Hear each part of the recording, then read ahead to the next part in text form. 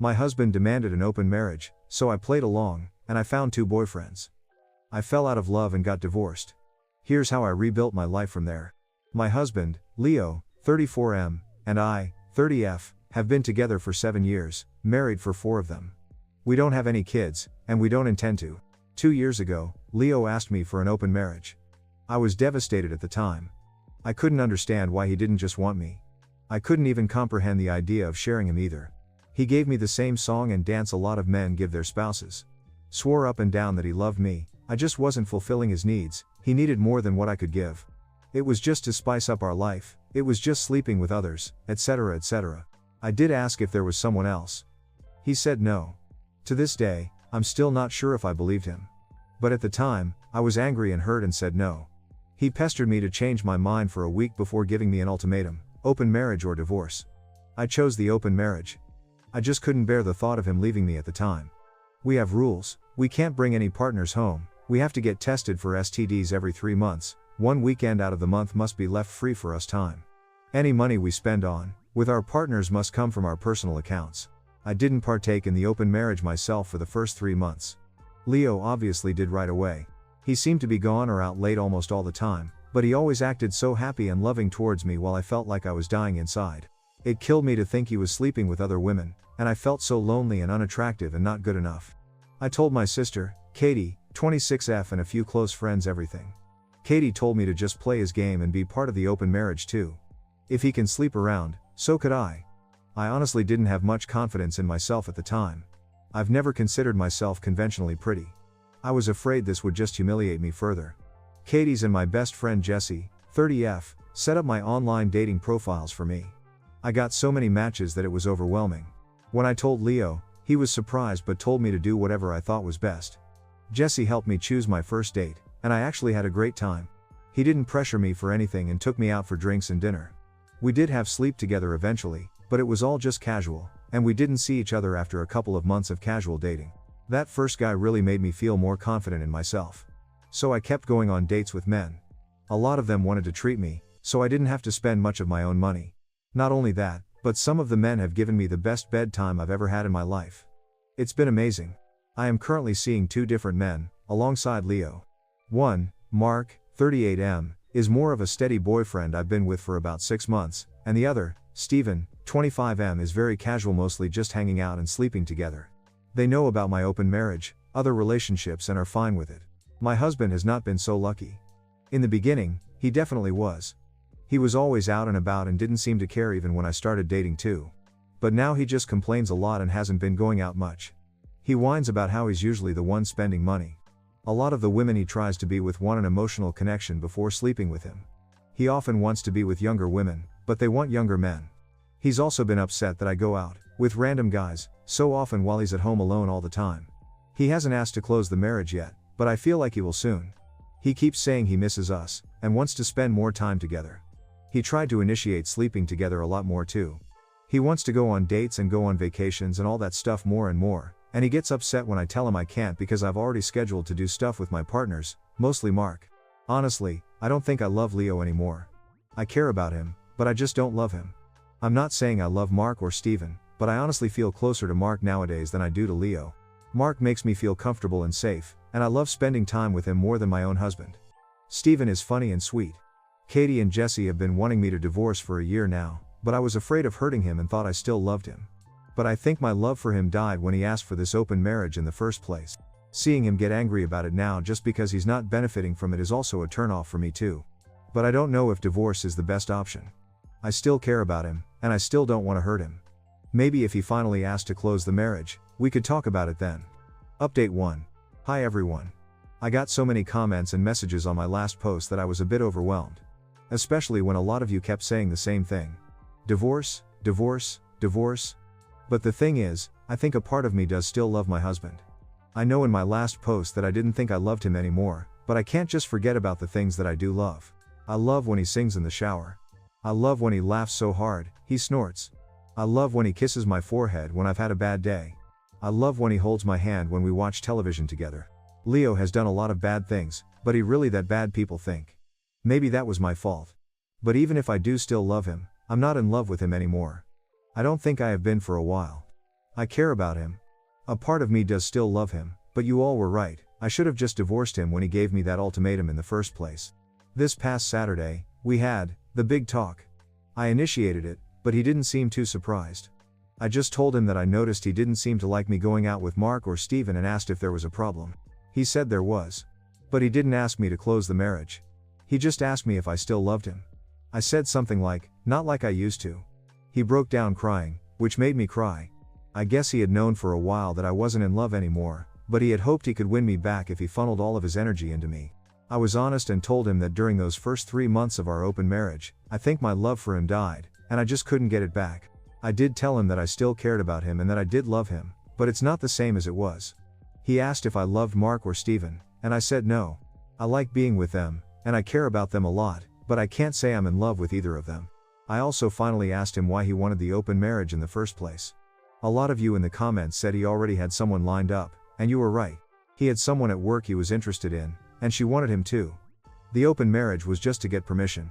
He honestly never expected me to also get my own partners because of how unconfident I was, but he didn't want to stop me either because he thought nothing would come of it.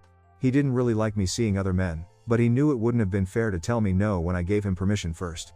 I guess Mark and Steven made him insecure because I was spending so much time with them on a regular basis. The open marriage was just sleeping with others on the side for him. He only did hookups, and they never lasted long. He genuinely always just loved only me. But he thought I was falling in love with my partners, and he was losing me and wanted to win me back. We cried a lot and talked a lot. We've decided to get a divorce. Since the house is in his name, I'm going to move out and live with Katie for a while.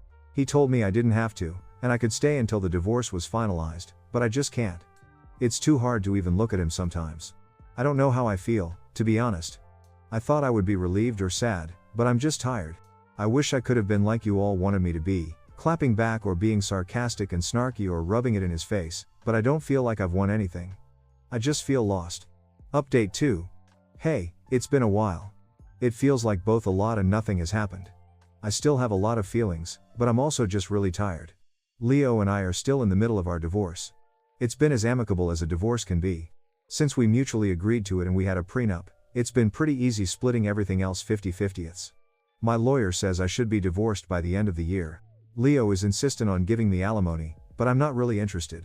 Thanks to a lot of people making me think about Leo's explanation for the open marriage, I did approach him about it again and asked him to be 100% honest with me about that girl from work.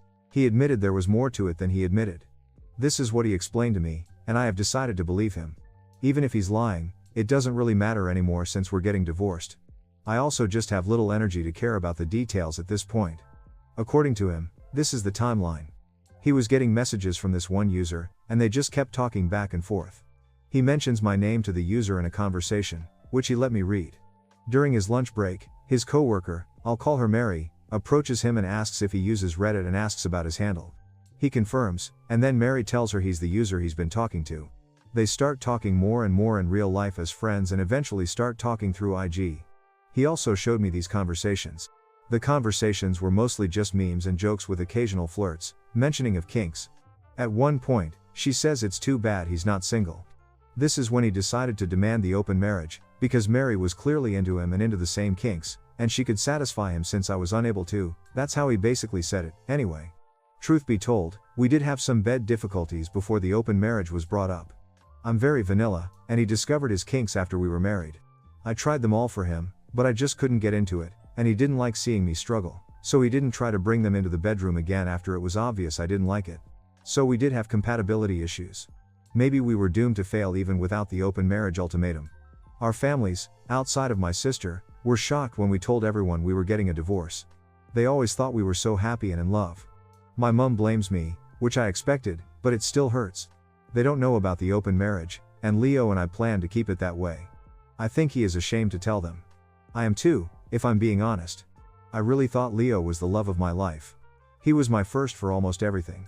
I said we were together for 7 years, but we were friends since college. I've known him for nearly 12 years, and we're about to become strangers soon. I still mourn my marriage, even though Katie and Jesse keep telling me this is for the best. They're both definitely thrilled, they don't hide it, but they also know this has been a weird time for me. I just don't know how to feel. I thought I would feel free or relieved or heartbroken or something, but I just feel weird. Like, I lost a part of myself, and I don't know how to get it back. I'm still living with Katie, but I'll be moving out soon.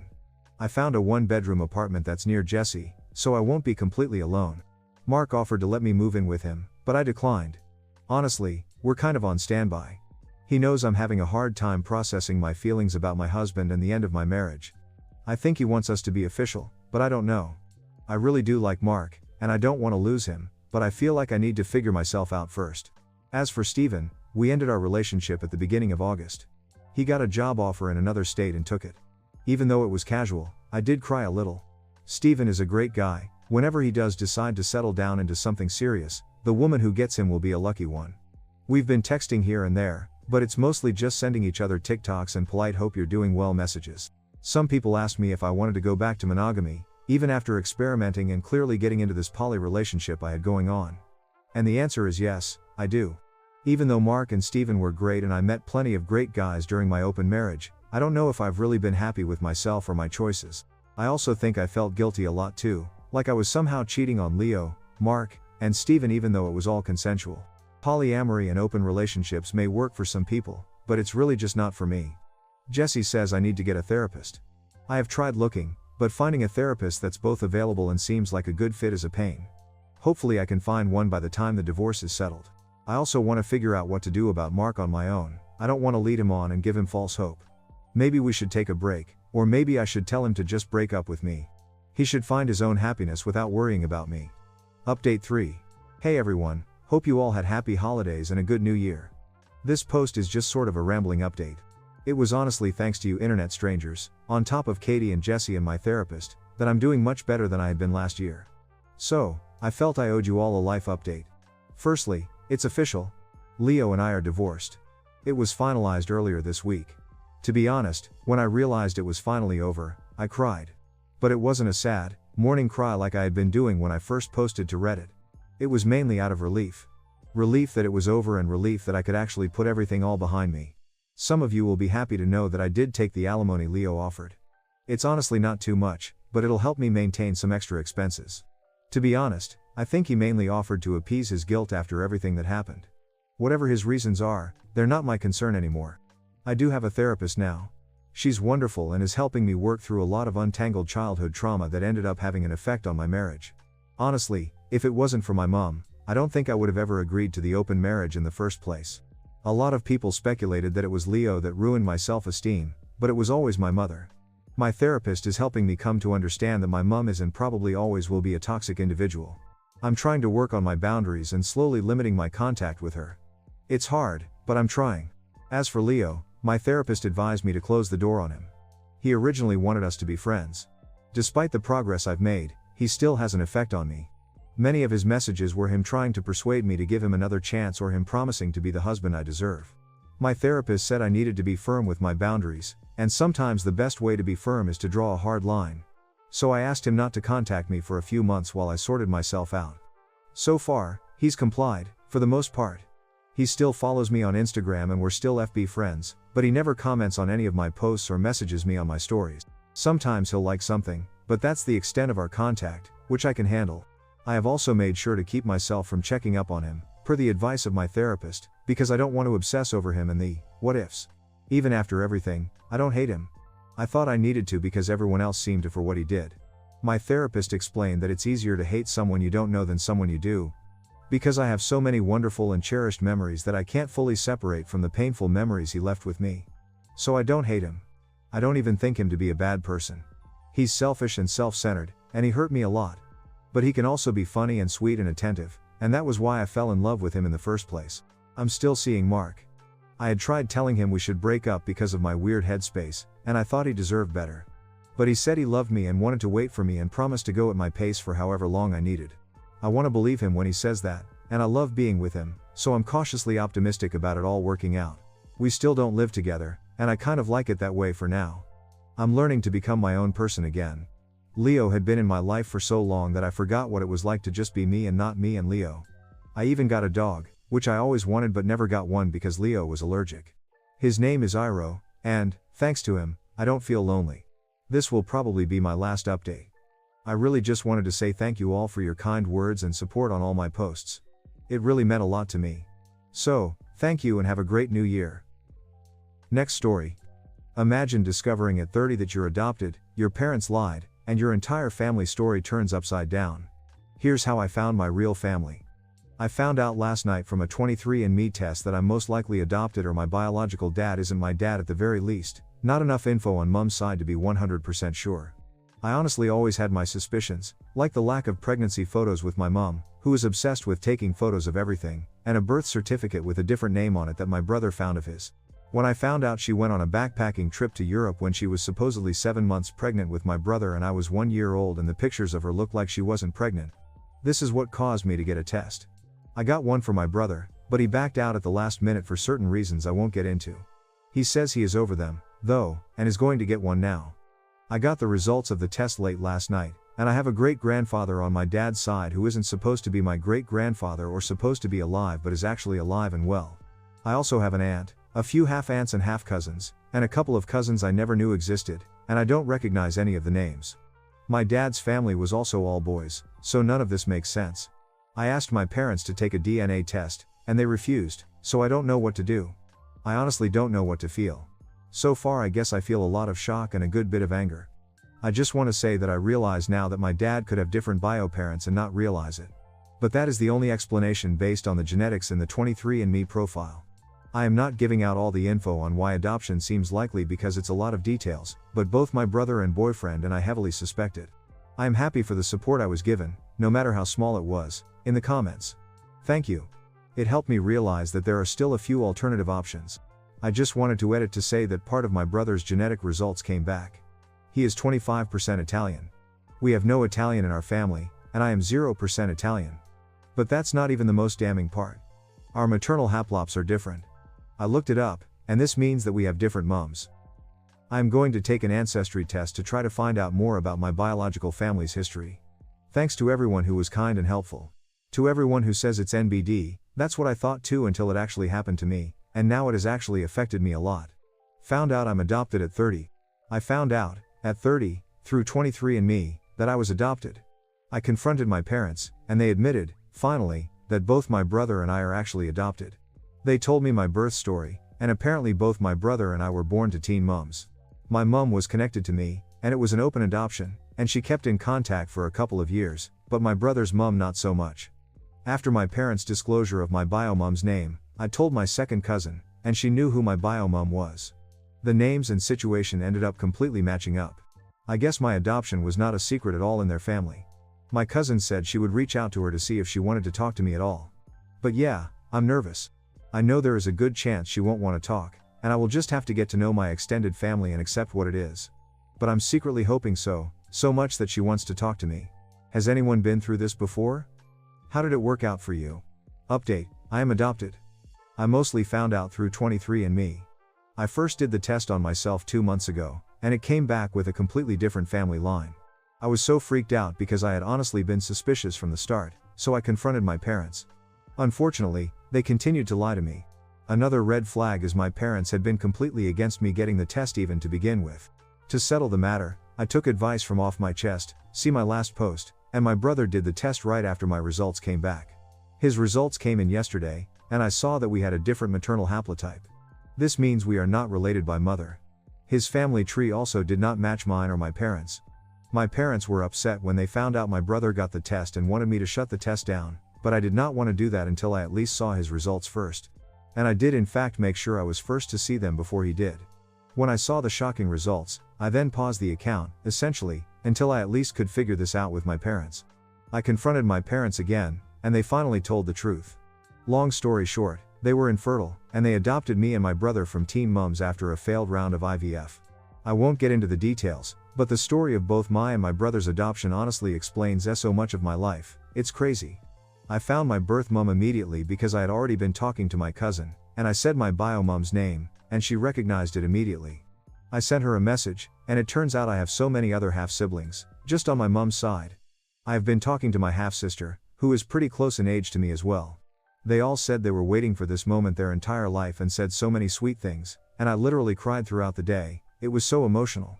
So I am going to keep talking to them and see where things go. Hopefully we can become close eventually. Despite all this, and all the lies where my entire family knew about this and lied my entire childhood and adult life, And despite the fact that I'm not happy with my parents, they are still my parents. I feel awkward about the etiquette of names for my bio mom, and I do hope I can become close with her, but my mom is always going to be my adoptive mom. Weirdly enough, this almost affirms that they really, truly, wanted me in a weird way. I know deep down my mom is worried she would be replaced or have competition for the role of mom, and that's part of the reason they didn't tell me. But that's definitely not true. It would be lovely to connect with my family of origin and have them be part of my close family, though, and I am excited about the possibilities but also trying to keep my expectations low. I didn't have finding out I'm truly adopted at 30 years old and meeting my birth family on my 2025 bingo card, but I'm here for it, and it's actually become more and more positive of an experience.